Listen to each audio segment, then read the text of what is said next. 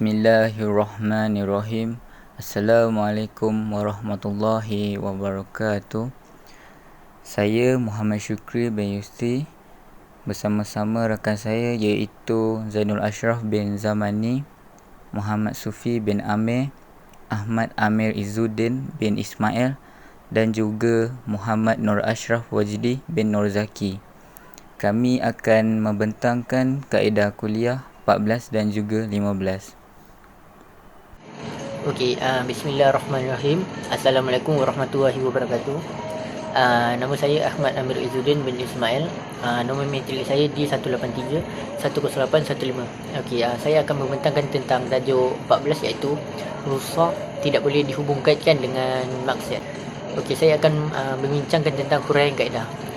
Huraian kaedah antara lain kaedah tersebut bermaksud rusak ataupun keringanan itu tidak dikaitkan dengan perkara maksiat. Kat sini dah jelas tentang rusak tidak boleh dihubungkaitkan dengan kemaksiatan. Hal tersebut kerana rusak itu diberikan disebabkan ada sesuatu yang lain. Namun begitu, apabila apa yang menjadi kaitannya atau hubungannya itu adalah perbuatan haram atau maksiat, maka rusak itu juga tidak dibenarkan. Kat sini dah jelas bahawa rusak itu tidak boleh dihubungkaitkan dengan perbuatan haram maupun maksiat. Okey, kita pergi kepada yang kedua iaitu rumusan kaedah. Sebagai rumusannya, kaedah itu telah jelas di mana seseorang yang keluar ataupun bermusafir dengan tujuan maksiat, ia tidak diberikan rukhsah. Jika ia keluar atau musafir kerana tujuan yang diharuskan, maka diberikan rukhsah. Kat sini kita tengok kalau contoh seorang itu bermusafir, maka diberikannya rukhsah iaitu keringanan. Untuk contohnya macam kita nak pergi suatu tempat, maka diberikan rukhsah iaitu dengan solat jamak maupun solat qasar.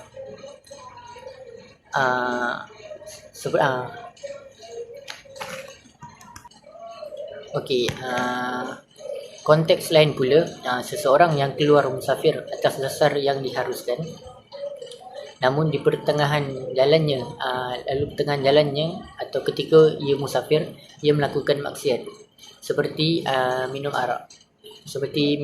Ia hanya dikira sebagai orang yang melakukan maksiat ketika dalam musafir yang diharuskan. Lantaran itu dalam dalam musafirnya itu ia masih berhak ataupun harus mengambil rukhsah iaitu mengambil keringanan dalam musafirnya. Okey, sekian saja daripada saya. Wabillahi taufiq wal hidayah. Assalamualaikum warahmatullahi wabarakatuh. Bismillahirrahmanirrahim. Assalamualaikum warahmatullahi wabarakatuh. Nama saya Muhammad Nur Ashraf Wajdi bin Nur Zaki. Nombor matrik D183111102. Okay, saya akan sambung pada kaitan kaedah. Okay, kaedah kuliah tersebut dapat dikaitkan dengan lafaz kaedah. Okay, kaedah yang pertama, ar-rukhasu la yata'adda biha mawadi'aha. Okay, yang bermaksud rukhsah itu tidak boleh melampaui daripada skop-skopnya. Okay, kaedah yang kedua, kullu ta'atin la tasilu ilaiha illa bima'siyatin la yajuzu al-iqdamu alaiha. Yang bermaksud setiap ketaatan yang tidak dapat dicapai kepadanya kecuali dengan melakukan maksiat, tidak harus melaksanakannya. Okay, seterusnya hukum furuk untuk kaedah ni. Okay, antara hukum furuk yang terbentuk daripada kaedah ini ialah yang pertama, seseorang musafir tujuan berjudi, kemudian dia kalah dan wang serta hartanya habis. Dia dikira berdosa jika memakan bangkai untuk menyelamatkan diri daripada mati kebeluran. Hal ini kerana dia keluar musafir atas dasar maksiat. Okay, yang pertama ni contoh dia, saya keluar pergi Shah Alam, niat saya untuk berjudi. Lepas tu saya kalah judi dan dompet saya kosong lah. So lepas tu saya lapar. Kalau saya tak makan, saya mati kebeluran.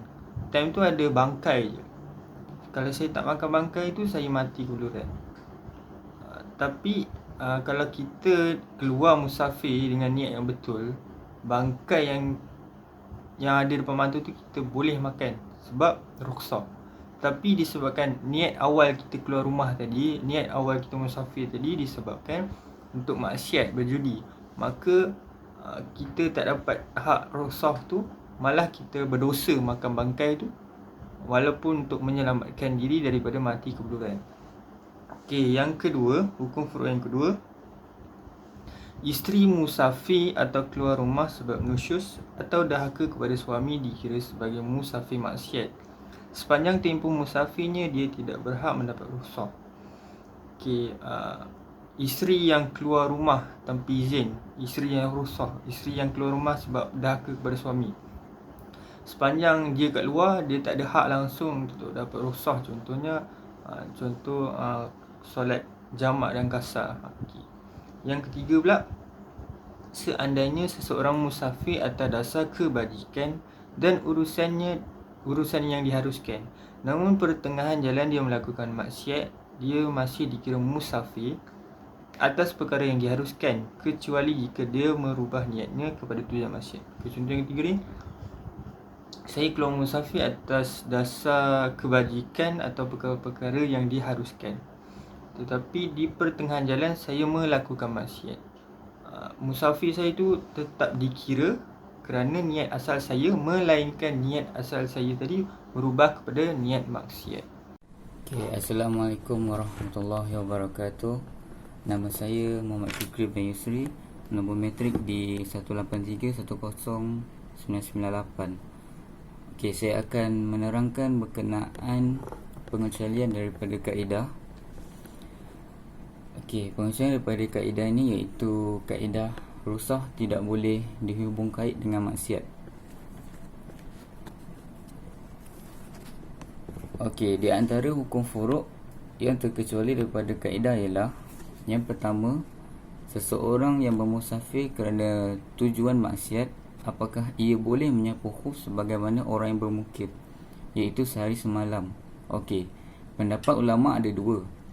Menurut pendapat yang kukuh, ia harus berbuat demikian kerana perkara tersebut sememangnya diharuskan sama ada musafir atau bermukim. Okey, menurut pendapat kedua pula, ia tidak harus kerana untuk membebankannya juga menakutkannya, sebagaimana ia diharamkan memakan bangkai jika kelaparan dalam musafir maksiat tersebut. Okey, maksudnya kat sini dia tidak harus mendapat rukhsah, tidak harus mendapat rukhsah tersebut, iaitu menyapu khuf. Okey, sebab tidak dibenarkan dia mendapat rukhsah ialah kerana untuk membebankannya atau menakutkannya.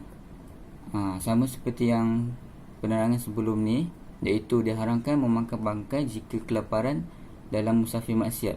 Okey, jadi orang tu akan berasa terbeban dengan perkara ni, sebab dia tergolong dalam orang yang tak dapat rukhsah lah.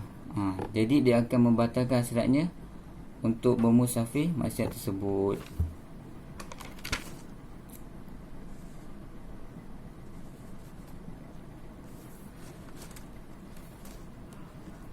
Okey, yang kedua pula. Okey, pengecualian kaedah yang kedua ialah, sekiranya orang murtad gila, ia diwajibkan mengganti atau qada semua sembahyang ketika ia gila dan sembahyang hari-hari lain yang ia tidak gila. Okey, maksudnya kat sini dia murtad kemudian dia gila. Jadi bila dia dah sihat dan dah insaf, dah kembali kepada Islam, jadi dia perlu qada sembahyang ketika waktu ia gila saja.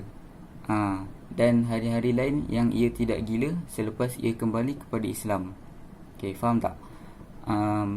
Jadi time dia murtad kemudian dia kembali kepada Islam, lepas tu dia gila.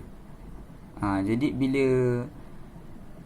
bila dia dah sihat, dia perlu qada time dia gila. Sebab rukhsah diberikan kepada orang gila, iaitu qada sembahyang. Manakala orang murtad pula, dia tak berhak mendapat rukhsah.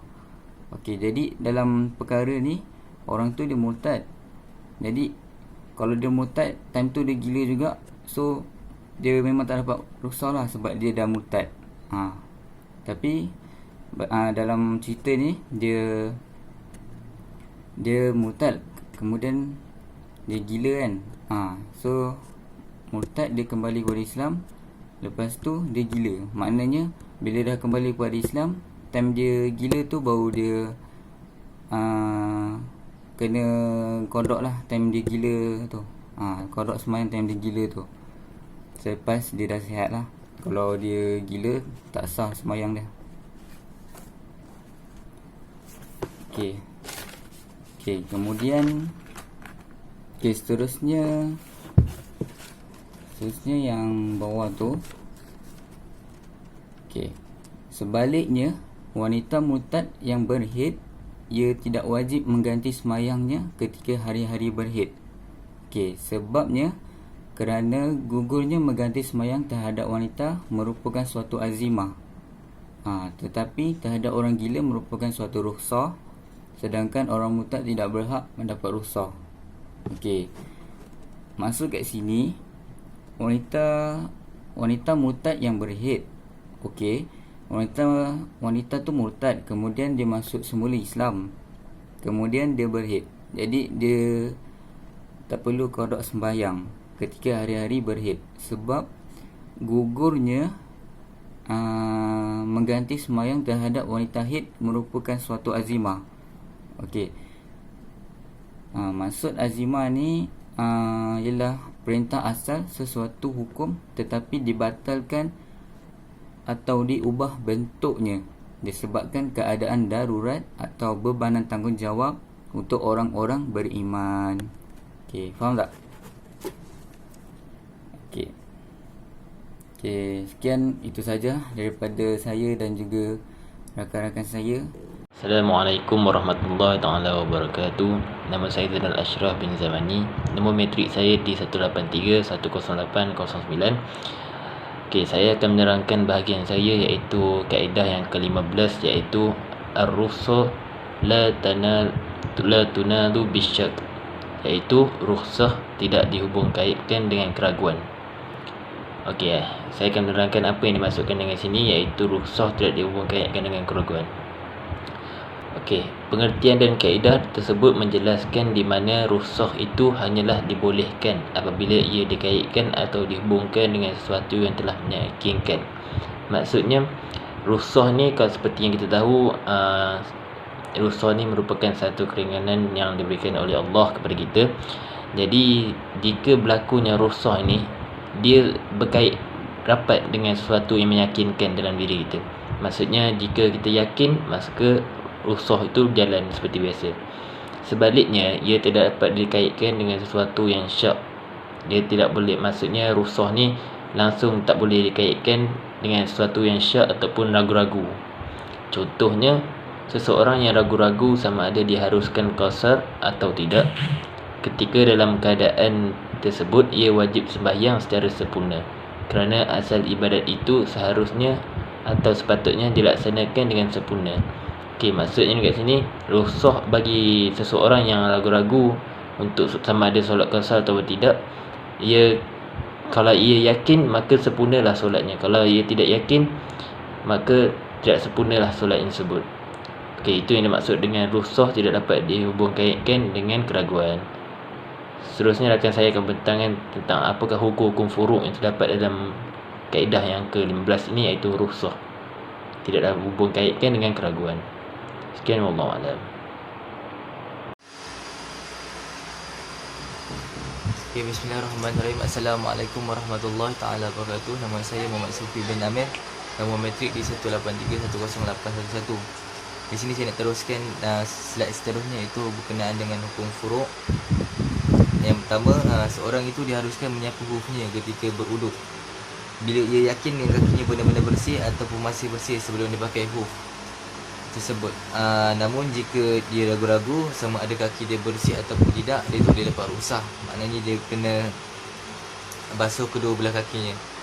Contohnya, kalau saya bagi contoh, contoh kalau seorang ni dia pergi dia nak angkat wuduk, tapi sebelum tu dia ada teringat yang dia ada terbiak ti ayam ke apa ke. Lepas tu dia dah ada perasaan ragu-ragu. Mana dia tak boleh sapu dekat hauf tu, dia kena buka hauf tu, dia basuh kedua belah kaki.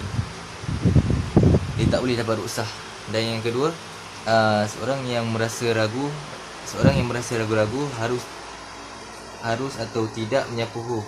Ia wajib membasuh kedua belah kakinya. Hal ini kerana yang asal adalah membasuh kedua belah kaki. Antara lain juga kerana menyapu hauf ini adalah ruksah berserta syarat-syaratnya. Apabila ia tidak yakin dengan syarat-syarat tersebut, kembalilah kepada hukum asal. Ini wajib membasuh kedua belah kaki. Maknanya kalau seorang tu dia ragu-ragu harus atau tidak menyapu hauf, maka dia wajib membasuh kedua belah kakinya. Mana di sini hukum asal adalah membasuh kedua belah kaki. Kalau dia ragu-ragu, dia kena kembali kepada hukum asal, dia tak boleh buat hauf. Dan yang ketiga, seorang yang ragu-ragu sama ada ia harus sembahyang kasar ataupun tidak. Keadaan tersebut ia wajib sembahyang secara sempurna. Contoh dia kalau ada perasaan ragu-ragu sama ada dia harus sembahyang kasar pun ataupun tidak, maknanya dia kena sembahyang secara sempurna, dia tak boleh dapat ruksah tu. Dan yang keempat, seorang yang syak sama ada dia berniat musafir atau bermukim, dia tidak boleh mengambil ruksah. Maknanya kalau seseorang tu dia terlupa ataupun dia ragu-ragu, dia dah niat musafir ataupun bermukim, maknanya dia tak boleh ambil ruksah tu. Itu saja, sekian, terima kasih.